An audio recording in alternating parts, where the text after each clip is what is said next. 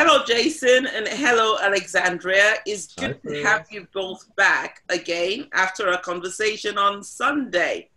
Jason is a partner at Queensbury and relationship director for profile resourcing. And Alexandria, you are a recent graduate of BSc psychology from the University of Hull. You also have a YouTube singing channel, don't you?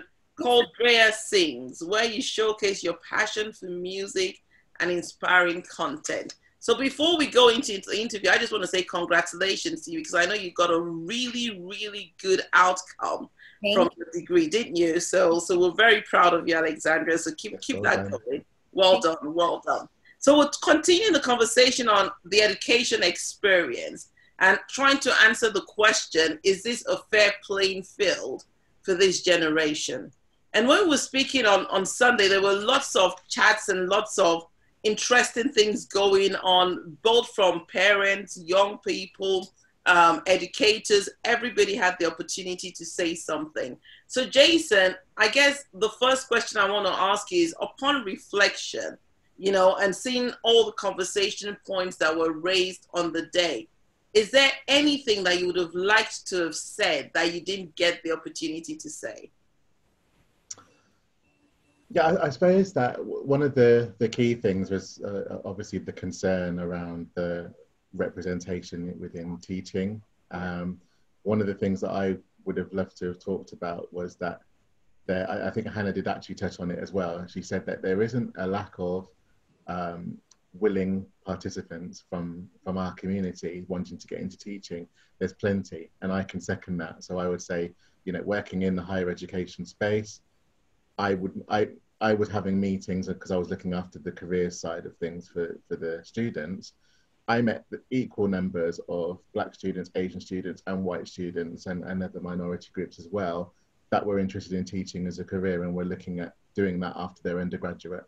So that there's obviously a disconnect somewhere. There's a block in that channel of actually going from doing your undergraduate degree and then getting a placement within a school to then be able to go on and study your PGCE qualification.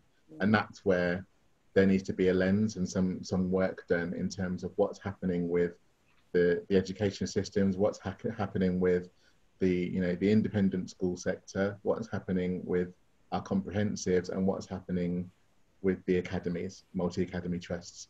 Why there is there's this disparity in terms of the number of these students from these demographics that are actually getting the opportunity to get a teaching assistant role and then go forward to study. If they address that, which is it's obviously a cultural piece, if they address that, then that's going to start to solve the problem in terms of that representation will start coming through.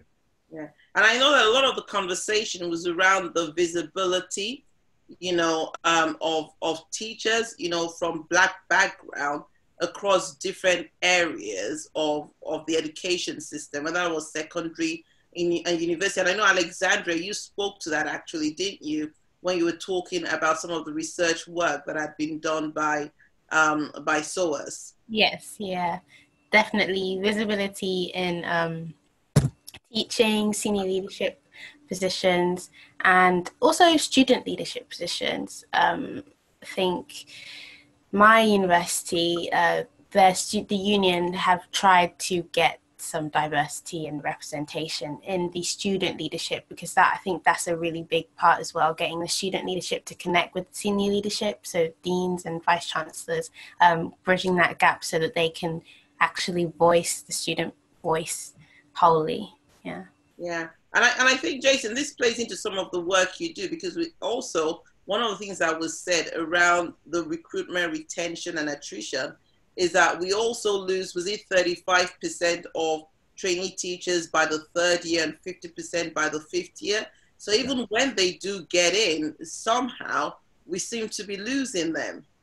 Yeah, and it's the same issue that's mirrored across the private sector as well. A lot of that is because of that lack of cultural transformation within the organizations. So yes, some of the work I do in terms of the consultancy is going in and assisting senior leadership teams to address that cultural transformation piece, to make sure that there's a connection between their entry point, so the gatekeepers and the recruiters, then the team that looks after the holistic well-being of the staff and the learning and development teams and the organizational development teams, so that those teams are talking with the senior leadership, identifying high potential, making sure that the high potential knows that they're high potential, and then working directly with them to help them to ascend through the organization. When that doesn't happen, you get that frustration. And so what, often the conversations I have with organizations, there's a frustration of the staffing levels because they can't see how they can ascend through the organization and they're not approached properly.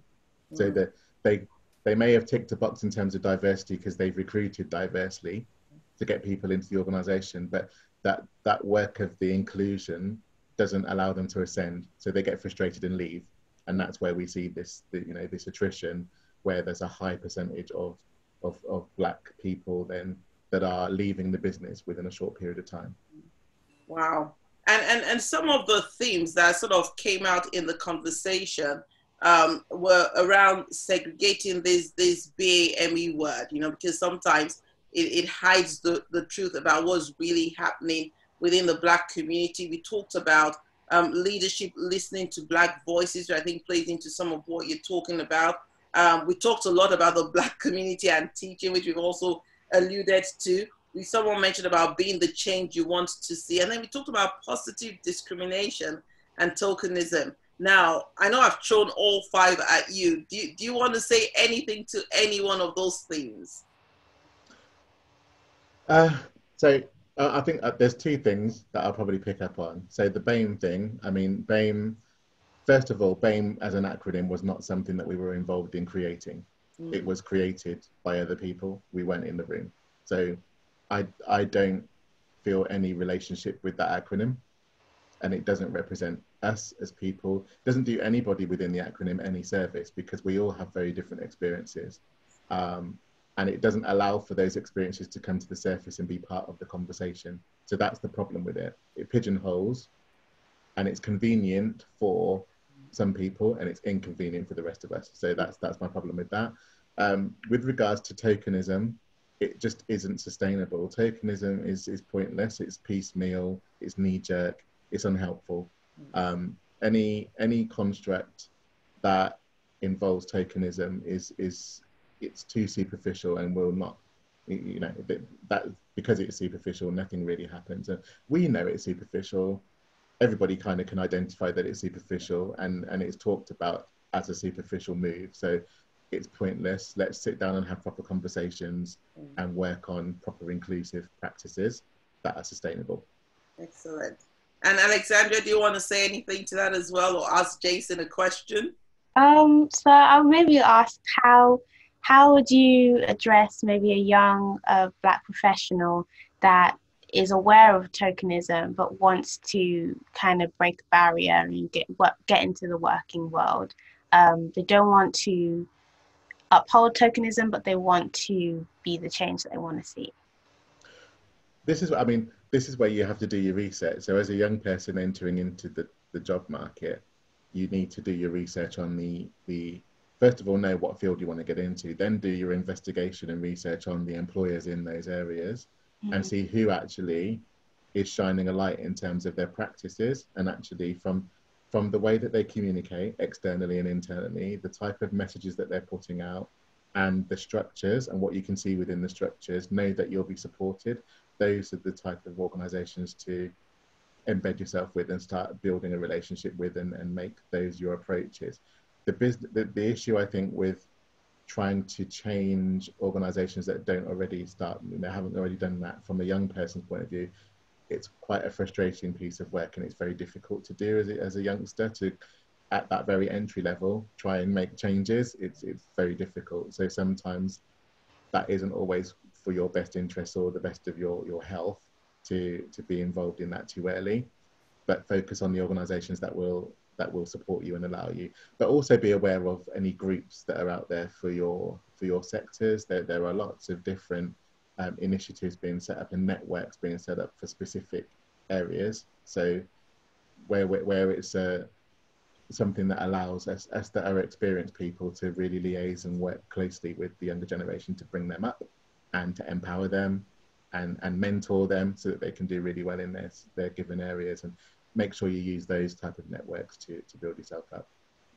I think that's a good one, because I remember when I started early in my career with IBM, and I sort of went into the organization, and I remember a real conversation that took me unawares by a fellow consultant who was quite surprised that I was doing the role that I was doing.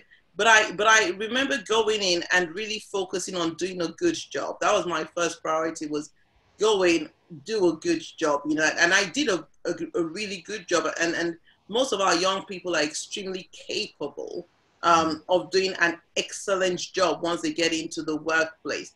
But once I had done that, I felt I then had the permission to start to challenge, you know, and start to have those conversations. I say, wait a minute, where are the other consultants, you know, that look like me? You know, I had the opportunity to start to even talk to senior leadership about it. But I felt I could do that because it was no longer about, it wasn't so much tokenism, because I sort of demonstrated capability, you know, but it was now about, let's be real about what we're trying to do here. And I do agree with you about networks, because one of the great networks in the workplaces that we know have been successful is around gender. You know, you go in and you find a mentor, you know, and that helps you work your way through. So I think it can work in the same way for ethnicity, but like we've already said as well, there are not enough Black people, I mean, yet in senior management position. We were talking about a stats, weren't we, just before we came on, which talks about Black employees hold only 1.5% of management and leadership positions in the UK in 2020.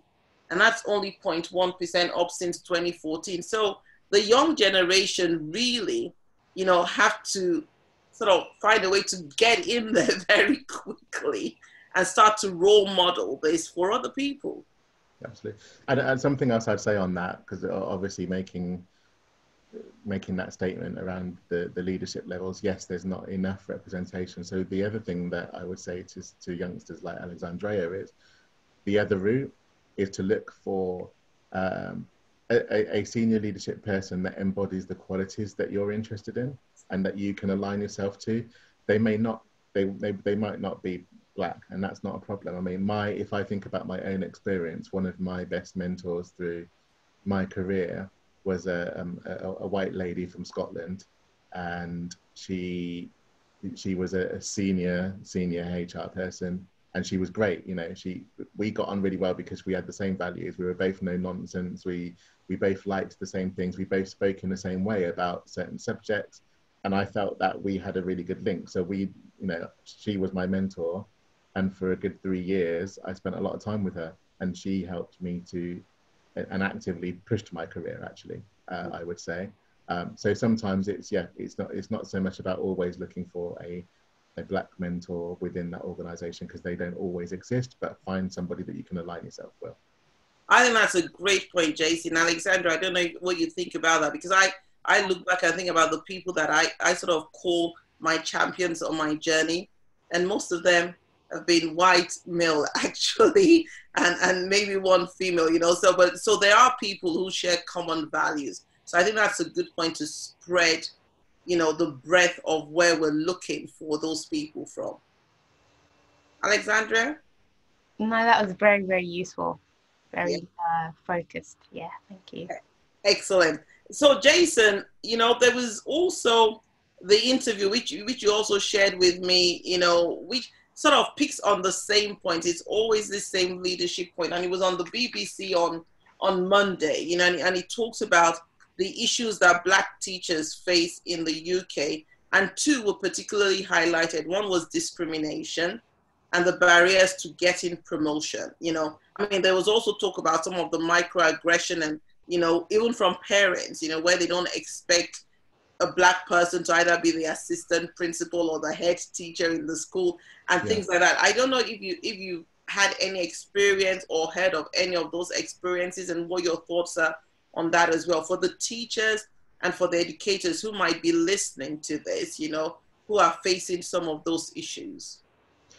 I think it is something I've heard about, even in our region, from Black teachers that were stuck, essentially. They were stuck in their career and getting frustrated because they felt that, they've got to the point of a head of department, but then often our role is always a behavioural one, which doesn't give you the level of experience then to ascend to be something like a vice principal or a principal of a school.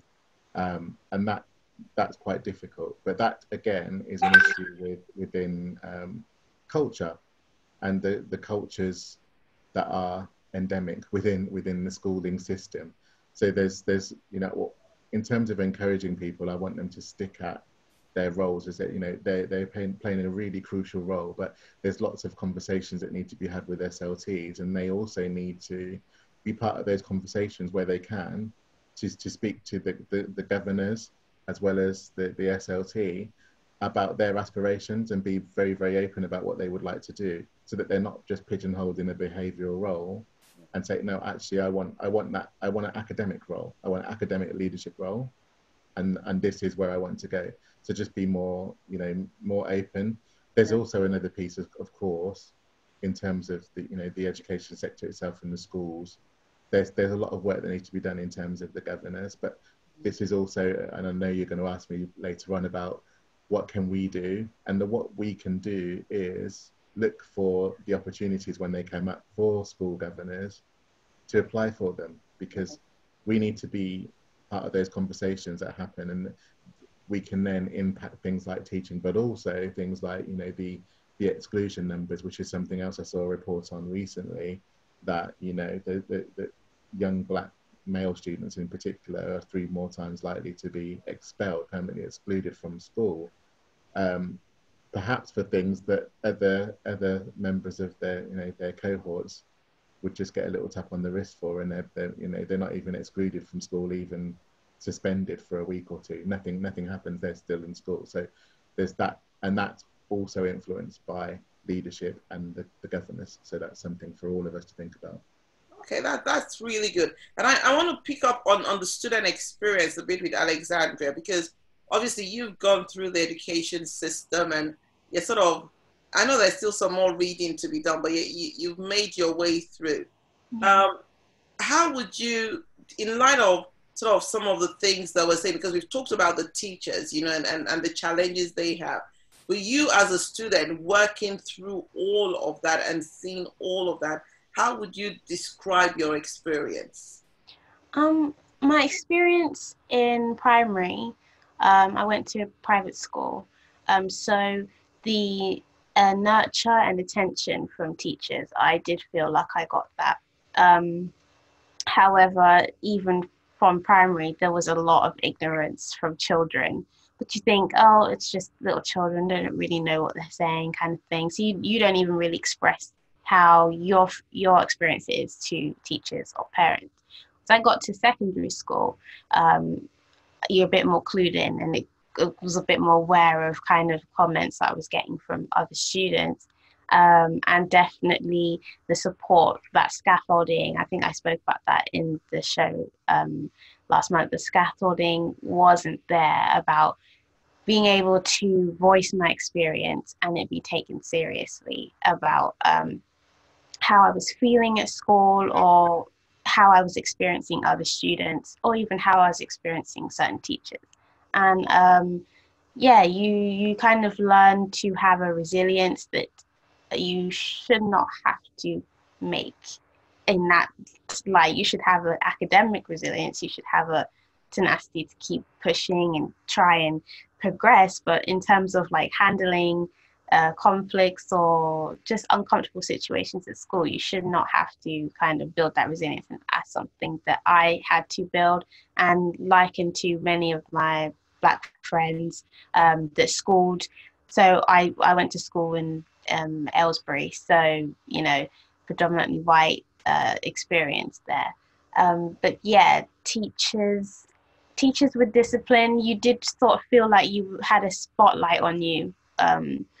Just your behavior, just the way you spoke. I definitely got the stereotype sassy right from primary all the way to secondary. And yeah, it's something that you think, you know, I'm just doing the same thing that my classmate did, but I'm being branded as sassy. I'm just speaking my mind or how I feel. And it's very, you know, you learn how to just kind of suppress it, and you need to get through your academic experience, which is what I spoke about. Focusing on educational well-being is really important. The studies studies that I looked at during my degree about educational well-being just in general, it's really, really integral for helping scaffold academic attainment. So they really need to look at the educational well-being of Black students, because I feel like if that's improved, there will be, you know, a lot more students will feel a lot more comfortable in progressing through school. That's helpful. It's always good to hear your experience. It really is, because I think that's the reality.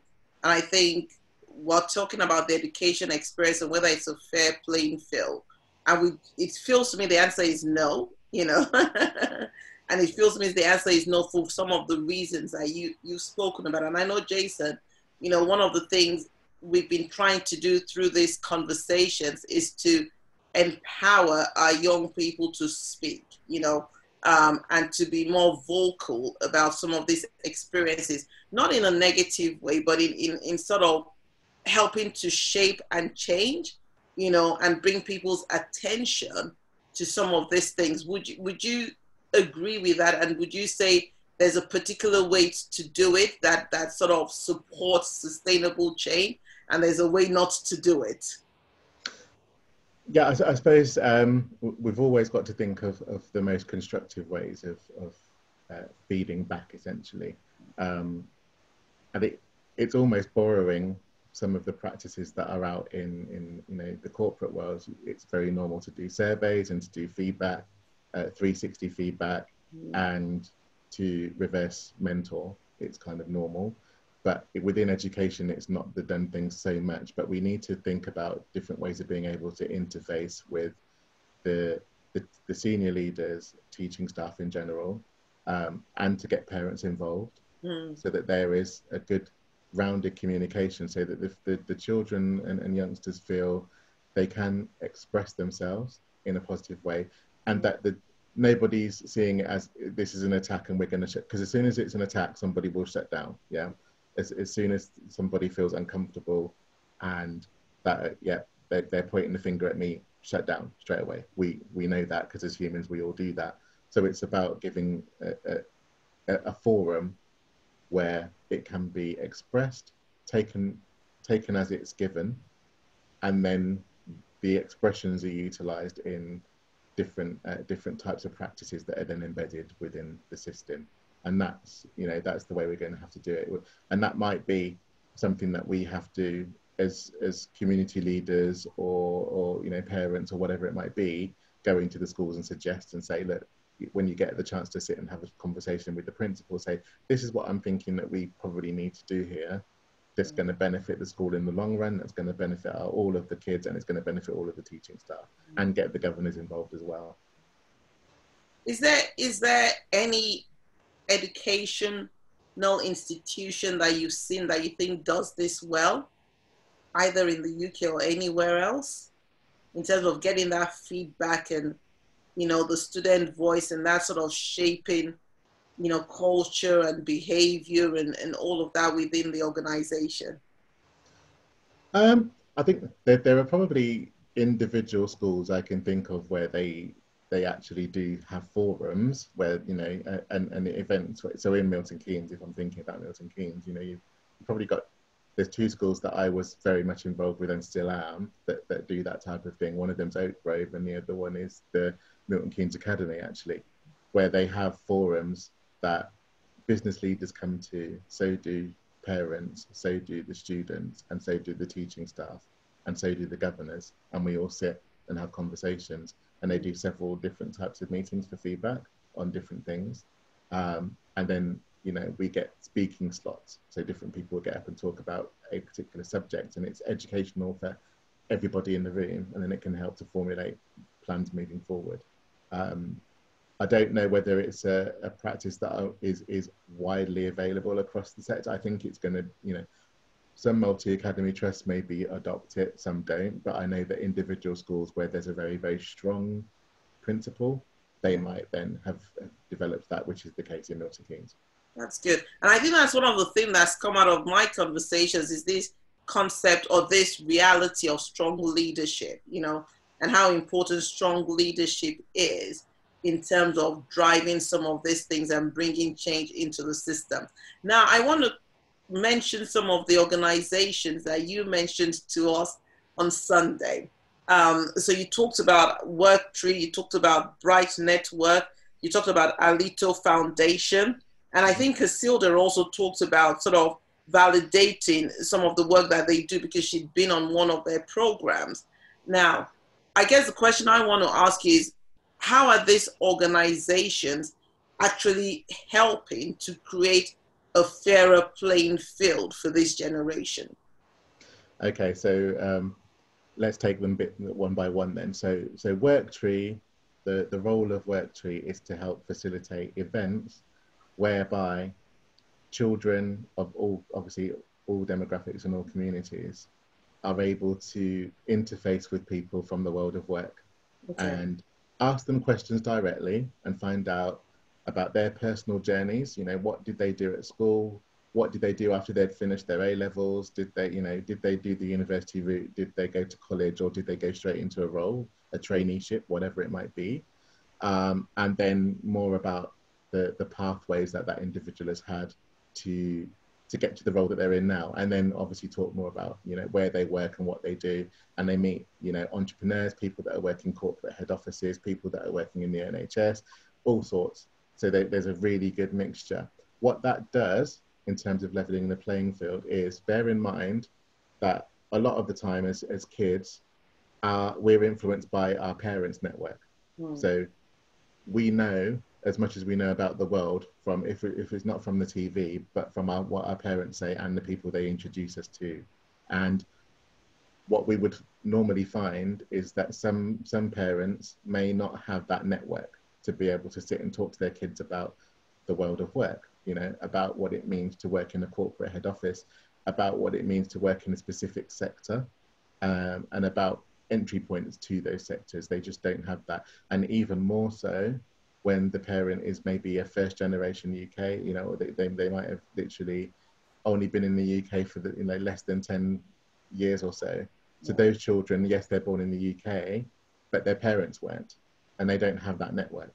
So what Worktree does is level that playing field by giving those children access to other people that can help steer and shape their journey.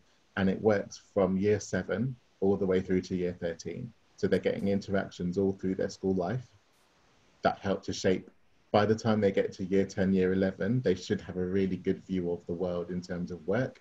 Yes. And a good understanding of what sector might work for them and what they're interested in finding out more about and how to get there. And it also, the other thing in terms of well-being, it alleviates stress. Now, we don't talk about stress that much with children, but it's obvious that children get very anxious and stressed out about the future, their own future. And, you know, when it comes to education and you're suddenly, the first decision you have to make is your options for your subject. And then you get a teacher saying, oh, and this is going to lead into your career. You know, these options are very important because they're going to lead into your career. And you're thinking, what career? What?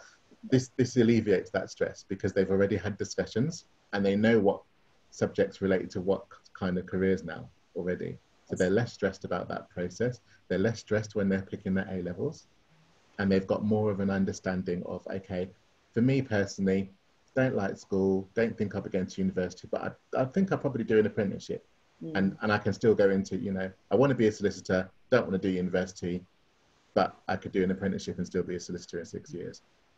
And it just helps with their well-being. So there's a, you know, in terms of the actual benefits, there's several benefits to all those kids. Excellent. No, that one.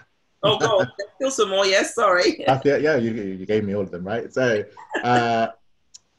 so then Bright Networks is the next stage on. So I suppose if you were to look at where Worktree finishes, Bright Networks starts. So from the 18-year-olds onwards, Bright Networks is what they'd be interfacing with. And again, on a larger scale, it sets up events on behalf of students for either specific areas that they're interested in. So they do events for like people that are interested in doing law. There's law events for them throughout the year. They've got events for those that want to be the leaders of tomorrow. They've got events that are specifically for Black demographic students, for those that want to, you know, experience executive excellence from a Black perspective. They do those type of events, and they do Black events for specific sectors as well. So, for instance, finance and asset finance industry as an industry doesn't have much representation, so they brought into Bright Networks to try and do more work with our community and our kids to get them involved and interested in a career within that type of finance industry. Because a lot of our kids actually study finance. You know, they accountancy finance is one of those courses that does have a high Black demographic, but they don't appear in, you know, Canary Wharf very often. So that's where we, you know, that type of work with Bright Networks is fantastic, and it's making a real difference. And then finally, just to go on to Alito. So the Alito Foundation's been running for 10 years, and that's set up specifically for students of colour to get mentoring and to build a network with people who are already doing, you know, really well in their specific areas. So all of the mentors, and I'm one of the mentors, we've all come from different areas, but we all work in different areas as well. But the fact is, we've got a lot of experience, and we can deliver it to our mentees. And also there's a program that they go through where they hear from superb speakers throughout that course and get to hear all of their journeys and their top tips to help empower those students all the way through. And it's a great journey. And then once the program itself is finished, you've still got your relationship between mentees and mentors carrying on. And we do more one-on-one work. So I will sit down and meet up with my mentees one-on-one, and then do some more pointed stuff that's specific for them, be that helping with their profile and development of their profile, or getting them, you know, introductions to the right people to help to accelerate their career and that sort of thing from my own network. And that's how that works. And is it easy for anybody to get on? So could Alexandria, for example, just join any one of these networks? Yeah, so Worktree is obviously the schooling system it covers the cost for that. So all students within the schools that are signed up to it get access to it.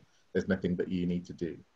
With the Bright Networks, you have to join it, but again, you don't pay.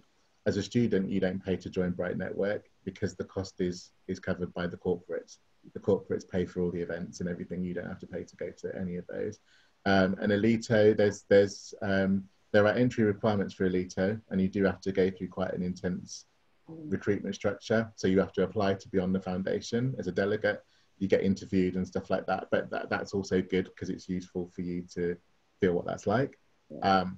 You get tips beforehand, so you know what sort of things they're looking for, because it's very much like a job interview. And then if you're selected, that's it. Again, you don't pay for that. You go through. Excellent. That is really good. Thanks for explaining that. Now, I've just got two more questions for you, Jason. One is when you said your final words on the day, you talked about holding education to account, you know, and you talked about the inclusive culture that needs to be embedded for a sustainable change. Now, can you just explain a little bit more about what you meant by holding education to account? Yeah, and by that, I simply mean that we need to be more vocal in saying there needs to be more changes, where, you know, we're very much focused on the corporate world, and they've been held to account because there are reports that have been done, and then as a result of the reports, there's been actions that they need to attain to. So the FTSEs, for instance, the FTSE 100 by 2021 have been told that they need to have Black representation on their boards, all of those companies, by the end of 2021. And for the FTSE 250, all of those companies also need to have Black representation in their boards by 2023 or 2024, I think it is. So that's, you know, very specific. They've been held to account. There's been actions. It's been written, and they've now got to deal with that. And, you know, there's all these reviews that, you know, have been done. We don't have the same thing in education right now, and I think that's where I'm coming from in terms of holding to account. There needs to be some sort of formal review that then has actions out of it that says, by a certain point, we need to see X, Y, and Z in all educational establishments. And that goes from school all the way through to higher education, because it all needs to be looked at. That's what I mean by that.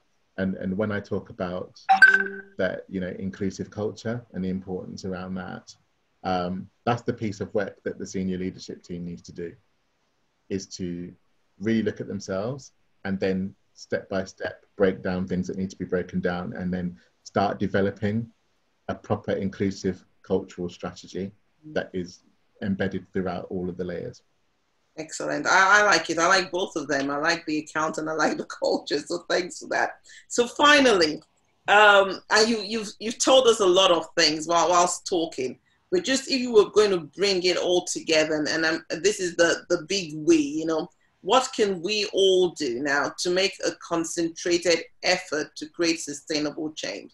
And I know you've mentioned throughout these conversations, you know, what the SLT and different people can do. But if you were just going to summarize it all for all those that will be listening, the young person, you know, the parent, you know, the educator, the young teacher, the head teacher, you know, even government, you know, what can we all do to create this sustainable change? Because the momentum, I believe, has shifted.